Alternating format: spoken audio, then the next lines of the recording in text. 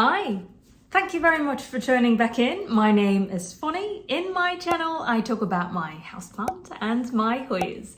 Today, it is another episode of Hoya Bloom series, and this is a flower that I'm so honored and so happy to be able to see it in person. It is because this is kind of like a new species. It is not published at the time when I purchased it, so it is a flower that potentially you have not seen a lot of footage and a lot of video footage about, which I'm very excited to show you. This one is formerly called as SP Baku, but now I believe it is published as Bakoensis. I am not 100% sure if this one is just recently published or it has been published for a very long time, just that the seller don't know about that. If you know more about the background of this Hoya, please be generous to share your knowledge down in the comment box below and we can discuss further. Let's take a look. Hoya Bakoensis, and it finally managed to flower. You will see a lot of close-up of the flower shape in this video, so don't worry about that. I'm going to show you everything I know about this Hoya. So let's start with a bit of background of this Hoya in my experience. So I got this one from ASEAN Plant Export last year, around maybe September time. So I would say it is a year old. I have this one for a year now.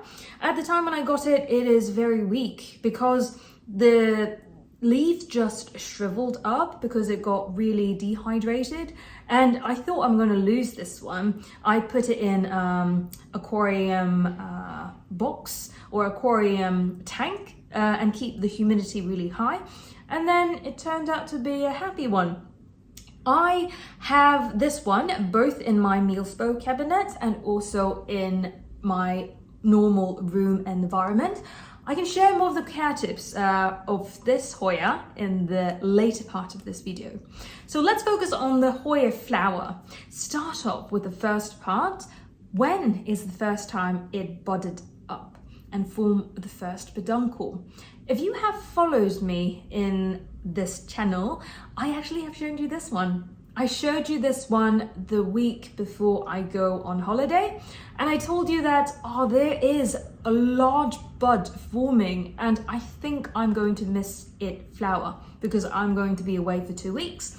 And inevitably that happened, and I did not see that flower because it all dropped up and dried up at the time when I get back home. But it finally managed to rebud on the same peduncle.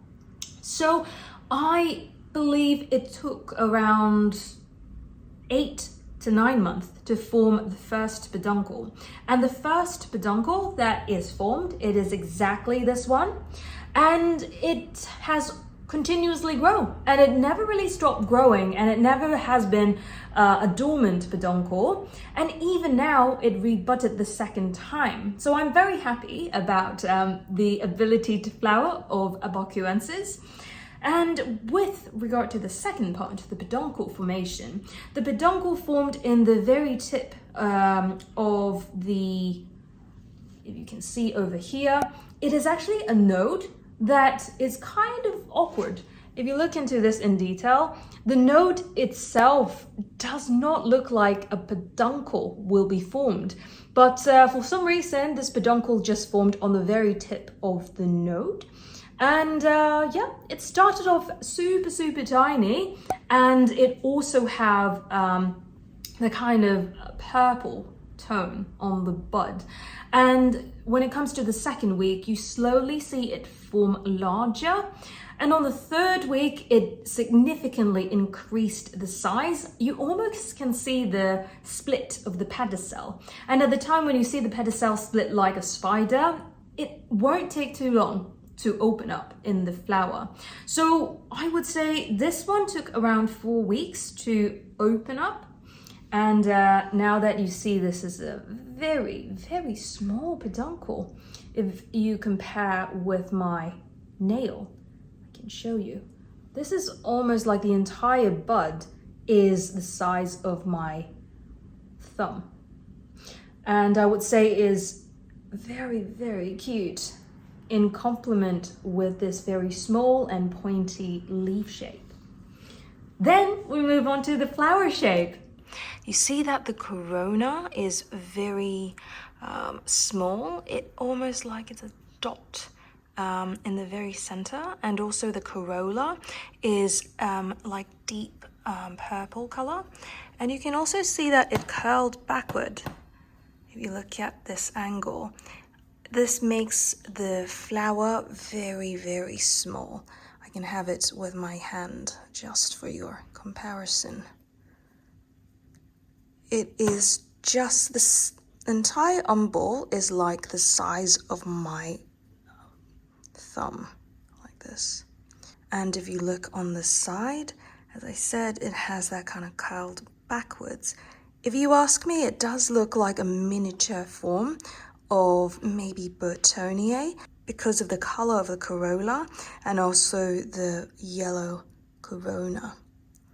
But it looks absolutely precious. Very, very small. And I'm extremely happy to be able to show you on the Hoya Bloom series because not a lot of information I've seen of this flower.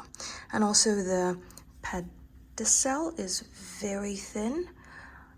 And yeah, this pedicel is really weird because it's almost like it's grown out from the tip of stem. But really beautiful like here. Here I'm really happy to be able to show you it side by side. On the left hand side this one is Burtoniae, and on the right hand side this one is Bakoensis. I need to take it back. Actually both of them doesn't look at all similar. If you see it, the Burtoniae is much larger and it's much more pink in the corolla. And the center is more like pink color as well. But if you look into Baku, it is a very different tone of purple. And also the center is very bright yellow. So it's very precious to see it side by side like this. I am really happy. And for the pedicel, I think it's also different because this one is more like lime color, but then for Baku, it's more like green color. Maybe Baku has more similar coloration with Rosita. But look at this flower. I hope you enjoy the close-up of all of the flower shape and comparison. Let's take a look at the Hoya Flower Scent. It actually smells like Burtoniae. It has that kind of sweet caramel smell, but it's not as strong as Burtoniae or Hirschkeliana. I would say maybe it's close to Rosita, but it's generally that similar smell of the flower. It's really nice. How could this not be designed as small tiny candies? I would love to buy that as snacks. Really, really beautiful. Then we move on to the flowering duration. This one is the second day it opened up. I will leave the description of how long it has lasted for. I hope it's going to be long enough for me to admire this one. And last part about the Peduncle Nature. As I mentioned in the very early in this video, this is a rebudded flower, which means that the peduncle is for sure rebuddable, and this is such a great news. And also it is very good in pushing out new flowers in a very short period of time. I don't think this one has took pause in forming new flowers. Last time when I got back, it's just like a month ago when I got back and I see this drop off, and after 1 month it has rebudded again. So that's really nice. And last but not least, I would like to share the care tips of Bakoensis. For Bakoensis, as I mentioned, I have it both in my Millsbow cabinet and also outside. So I'm going to show you some footage because the one that is growing inside of the Millsbow is also pushing out multiple peduncle, and I am very happy to share with you. In my experience, it doesn't really matter if you put it outside with humidity less than 40 most of the time, and with not very consistent sunlight, it also can push out flower in both condition.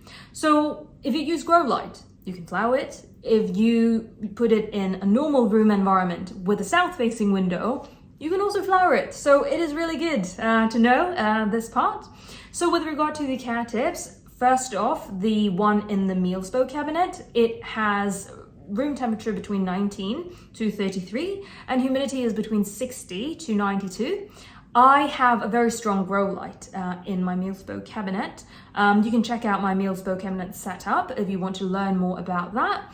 Well, that's how I keep it. And also I use my DIY pots to keep all of my Hoyas. You can also check out my video talking about DIY pots, and I show you step by step how I design that and why I do certain adjustment for my DIY pot. Then move on to the outside environment.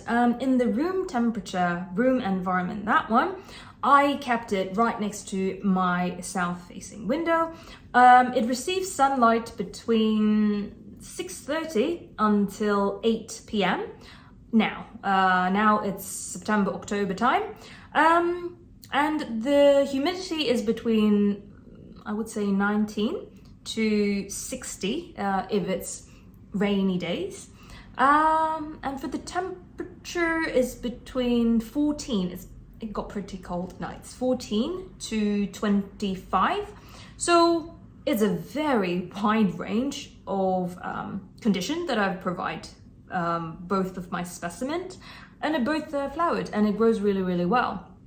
The only difference that I've spotted is that if you grow under really high light, it has extremely small leaf compared to the one that is growing outside. This one, you see that the leaves are pretty decent, is like the size of my nail, but the one that I grow inside the meals bow cabinet, it is much smaller, as you can see in the video. So yeah, that's everything I know about Bakoensis, and so happy that I can show you the flower here. If you have any question with regard to the care tips or the flower tips, please feel free to leave your question in the comment box down below. If you have Bakoensis and you want to share some of your experience keeping this, please also leave your comment down below so we can learn from each other. If you like this video and you want me to continue making the Hoya series of Hoya Bloom, please be generous to hit that like button and share this video with your friends. If you have not already subscribed to my channel and you don't want to miss out next time me posting Hoya content or houseplant content, don't forget to subscribe to my channel. Until next time, I wish everyone is having a great day, and I'll see you in the next one. Bye!